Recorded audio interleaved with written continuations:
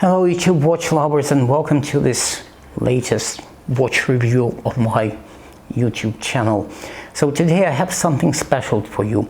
I have the review of a watch which I never expected I would be reviewing for you, because I always considered the Zenith Defy El Primero 21 to be something of too much of a watch for me even to consider. But I received such a good offer on this one, and I need to introduce the watch dealership that has never been featured on this channel up until now, and this is Pride and Pinion. So Pride and Pinion is run by a watch fan who's probably even bigger watch fan than myself, Nika. But I have to say that it's in between him and the original watch owner. This would be impossible without the watch collector who is probably consolidating his watch collection to buy an FP or some fancy new Patek. But without these two people, this video would be impossible. And I have to say that I respect Nico's energy and the passion that he puts into his profession, his job now, and I hope that we'll get more collaborations with him in the future. But let us talk about the story of David and Goliath. I was actually really happy with my previous watch acquisition. I was really happy with the Carrera 160th anniversary edition, and it's 39 millimeter, and the weight sits so perfectly on my 17 centimeter circumference wrist. I have no problems with this watch. It's just perfect for me. So after really failing with the two offshores which I tried earlier this summer, they really dwarfed my wrist. They really expanded over the curvature of my wrist. So the offshores were just hanging out and were really uncomfortable for me. And I thought I would want an AP, but the Carrera actually inspired me to start this review watch channel, and I really like this watch. And after having success with a 39 millimeter watch, I was actually expecting that my next purchase would be a Zenith El Primero 1969 reissue Chronomaster, which is 38 millimeter and is a retro styled, a vintage styled watch. And I was really expecting to be reviewing a different Zenith for you today. But the fact that I wanted an El Primero watch and I wanted a Zenith watch came me to look closer to the offer that came up in Pride and Pinion here in Belfast. So it was for the Zenith Defy. At first I thought it was a no-go because this is a 44 millimeter watch, but you need to try these out. You never know how it would work out, how it would feel on your wrist, because all these watches have different designs. I was unlucky with the APs. I did lose some money for these trials, but it was really important to try the watch before you buy it. And you need to get a good connection to your dealers, watch dealers, who would allow you this experience of trying the watch on before you buy them. Okay, let us go into the description of this watch box. So the Theatrics start with the actual watch box, and now I will open the outer watch box. And this is, I think it's sandalwood, because the aroma in my office is just fantastic. Just putting this watch box here changed the way I appreciate life now. Amazing watch box. But let us see everything that comes in the actual packaging. So these are the papers, and there are the two manuals.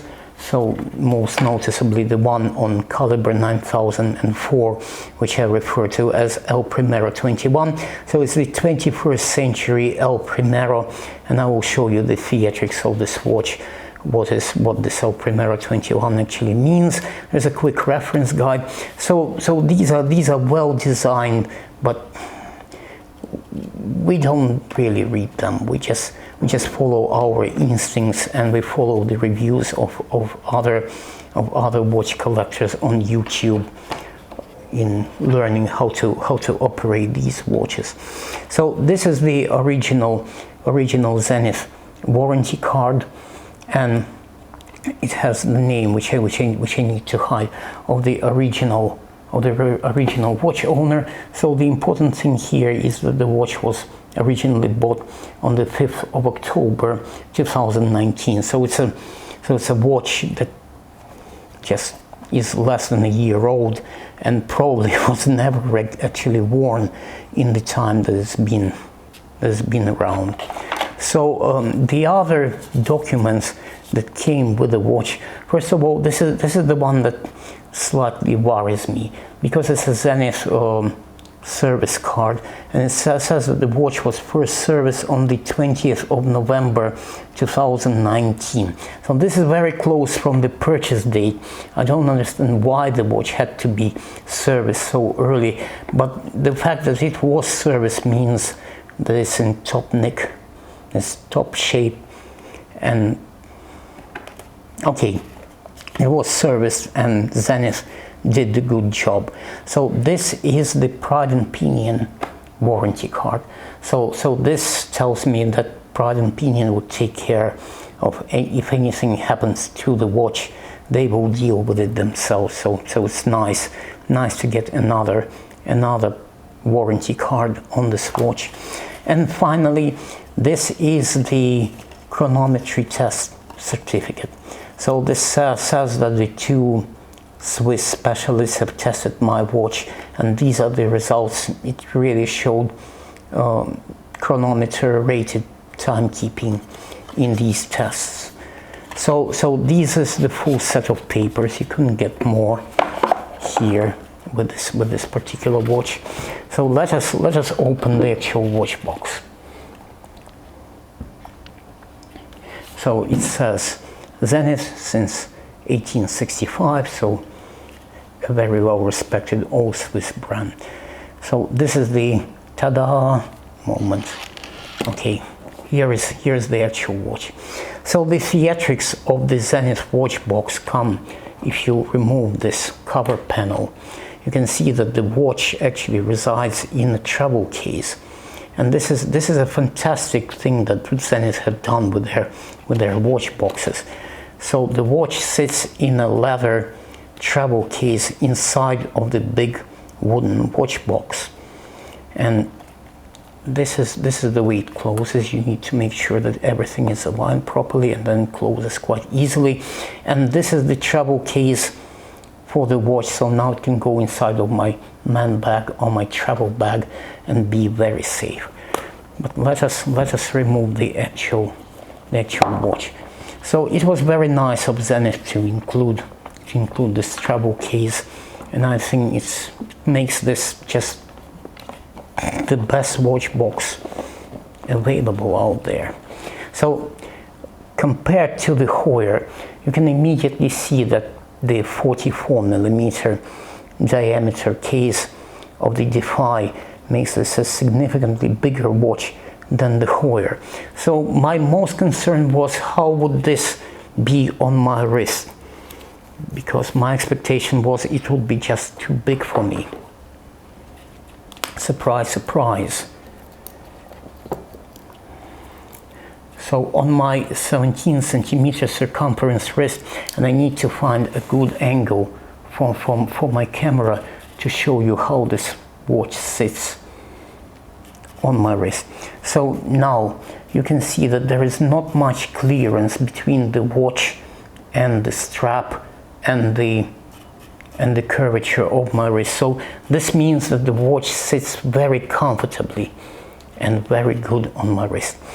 So these are the design cues of this watch that are particularly important here. So let me give you the basic. So 44mm case diameter, 14.7 millimeters.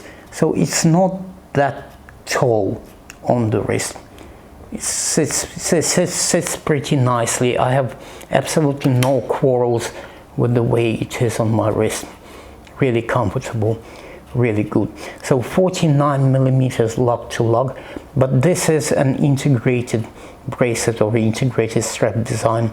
So the strap or the bracelet goes inside of the case and connects very nicely. Of course, there is an option of changing to the titanium bracelet.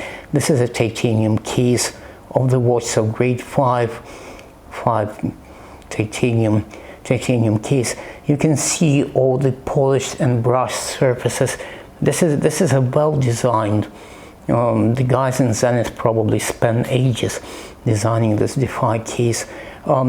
So the blue rubber strap actually matches the blue elements inside the skeletonized dial. So it actually feels very good on this rubber strap, and I wouldn't rush changing it for a bracelet.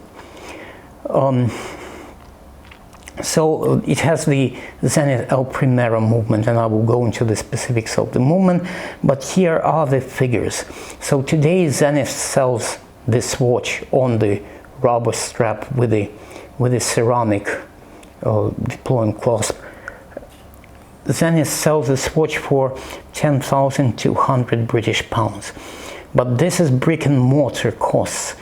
On Chrono24, from some Swiss dealerships, you can find this watch for sale for as low as 6,500 British pounds. So they offer that. I'm not gonna comment for long how these dealers manage to sell new Zenith watches for so much lower than the MSRP of the watch. I'm just not gonna talk about it now. But having in mind that you can get these good deals for the new watch, Nika and the original owner of this watch offered it to me for 6,000 British pounds. So you can see that it was a great deal on a perfectly, for a watch in the just untouched new condition. So let me show you the specifics of the movement and the real theatrics of this watch. I need to remember to position it well on the video screen. So there is such attention to detail. The dial has a certain depth, and the way everything is chamfered and decorated is just next to perfect. I've never seen anything like this on any watch in my possession. You can even see that the hour markers, the applied hour markers, are longer on the right side of the watch, and they are shorter on the left side of the watch, not to obscure the two escapements. So there is the El Primero, the 36,000 vibrations per hour, the timekeeping escapement of the watch and part of the timekeeping movement of this watch. And there is the ultra high beat, the 360 VPH, the extremely fast escapement of the chronograph movement. So there are two movements inside of this watch case. So the timekeeping is a chronometer, and now the chronograph. This is real theatrics. This is the flying second hand, the Foudrillon second hand, and I will do the Timoso on you. I will bring this watch close to my lavalier microphone, hoping that you will hear what hum this flying second hand movement produces. So I hope that you're hearing this now. This is the sound of the Zenith Defy El Primero 21 doing its job. So the seconds of the chronograph are displayed, the elapsed seconds at 6, and the elapsed minutes are displayed at 3. And at 12, we have the power reserve for the chronograph. So the chronograph is not automatic and it needs to be wound. So winding the watch clockwise winds up the power reserve for the chronograph, and winding the watch counterclockwise, it tops up the power reserve of the timekeeping 36,000 bph El Primero movement. And you can see that the winding mass, that the timekeeping movement is actually automatic and can be wound up through the through this rotor at the back of the watch, which is, by the way, made of tungsten carbide. So a lot of material design that goes into this watch. So I have to say that I didn't expect this watch to capture me so much. I didn't expect the 44mm watch to be so good on my wrist. I think that Zenith has put so much, design cues into this watch that it just captures my imagination, captures my mind completely. I'm getting lost in the skeletonized dial. I really like it. I really like it, and I really like the deal that was made for me by Pride and Pinion and the original owner of this watch. So I hope this is an interesting story, and I've shown you enough interesting facts and covered all the bases about this watch. So if you like this type of review, this type of watch review, please like this video and subscribe to my watch channel, and I will see you in the next episode. Ta-da!